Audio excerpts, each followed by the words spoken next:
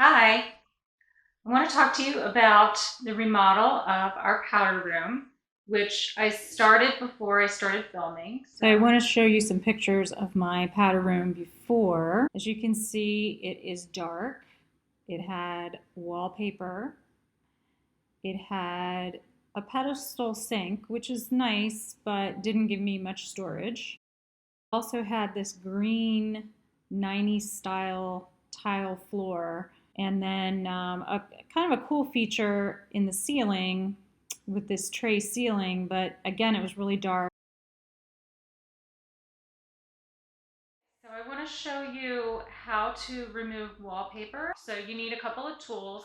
This is kind of like a scraper. These are metal pieces that create little holes in the paper. And with this piece, which on one side there's just a roller, and on the other side there's a scraper. You need a bucket like this, and you fill the bucket just maybe, I don't know, a quarter of the way or so with warm water. And then you use drier sheets like Bounce, or there are different ones out there, but they smell good and they are incredible at removing wallpaper. Let them soak in the warm water. Take this tool first and you scrape it along the wallpaper that you want to remove. And what it does is it makes little tiny holes in the paper, and then you take your rag or your little paper and you brush it on. And what it does is it gets into the glue behind the paper and it breaks it down, and then you're able to peel away the wallpaper. And you use this roller piece to roll in. It kind of pushes the liquid into the holes that you've made. And then you let that sit for, like, I mean, sometimes they say 10 minutes. I usually can't wait that long. So as soon as it starts to come apart, then you can use the scraper side to actually start. You can either peel it or you can scrape it. All right, so here's what it looked like when I was halfway done, and here's what it looked like when I was all the way done.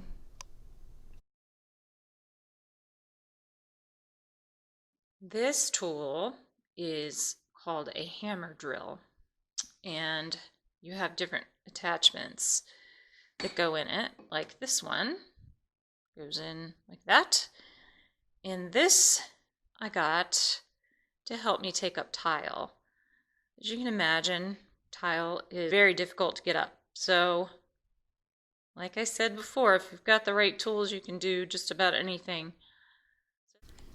So here's what it looked like when I was halfway done with the tile.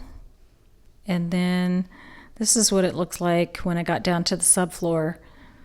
And in a future video, maybe I will be able to show you how to take up tile, and we can focus more on that. But for now, I just wanted to show you that I did get down to the subfloor.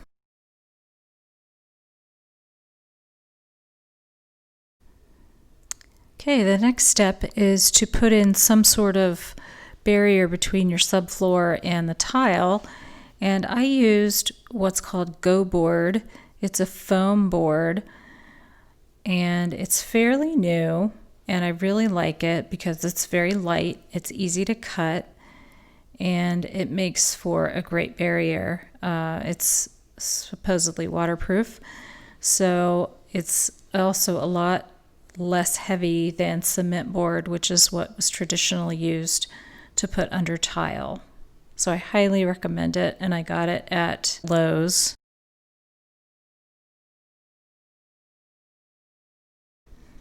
Picking out tile is really fun, but it can also be very daunting because there are so many types of tiles out there. And fortunately for me, I already knew what I liked and what I wanted. I love this pattern. It's a herringbone pattern, and it's Carrara marble tile.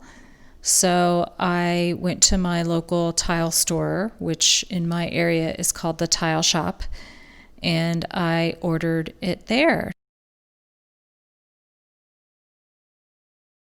Okay, the next step is cutting the tile to your space. So after you've measured and ordered your tile, make sure you have enough. And sometimes it's actually important to get a little bit extra just in case. My tiles came in 12 by 12-inch mosaic groups, I guess. And so I didn't have to do too much cutting, but not every area is perfectly square. So you really have to measure as you go to make sure that your corners and your sides are even. So anyway, this is my tile saw, and it's a Cobalt. I got it at Lowe's, and it was on sale. In fact, I think it was on clearance, so I got a really good deal on it. But you can also rent tile saws for not too much money. So if you don't think you're going to be doing too many projects, then you can just rent one.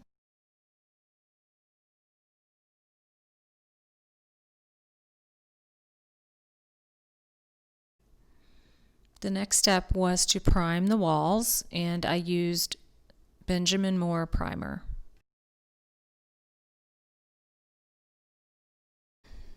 Picking out a vanity can also be very daunting because there are so many different styles out there.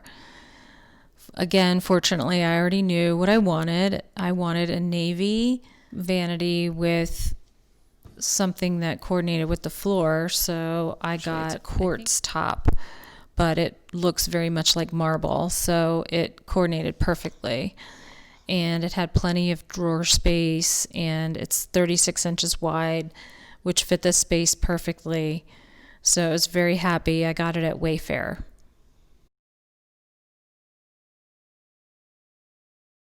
So for our powder room, I decided that I wanted to add some elegance, and I added molding, which in another video I go through a little bit more about molding and how to put it up and how it works.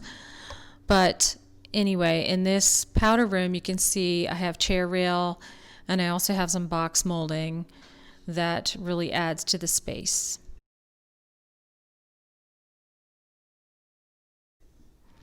Once I finished installing the molding, then I caulked and painted. As you can see, the bottom part of the powder room is white, and the top is a light gray from Benjamin Moore, and I really, really love the way it turned out. I was almost finished, and I ended up needing help because the vanity was not fitting up against the wall correctly because the pipes that were already there were too long. And there are certain things that I will not do, and one of them is plumbing. I mean, I can change a toilet, I can change a sink, I can do things like that. But when it comes to cutting pipes, I don't really want to get into that. So that's when I call my professional, who happens to be amazing. And his company is called Hidden Valley Construction, for those of you in the southern Pennsylvania area. He's amazing. His name is Phil Hansberger. And I can give you his information if you need it. But anyway, he came and cut the pipes down and actually ended up installing the vanity for me, and the sink and the fixtures and also the toilet. So he did a great job. It looks phenomenal, and I am just so happy with the way that this whole room turned out, and hopefully you like it as well.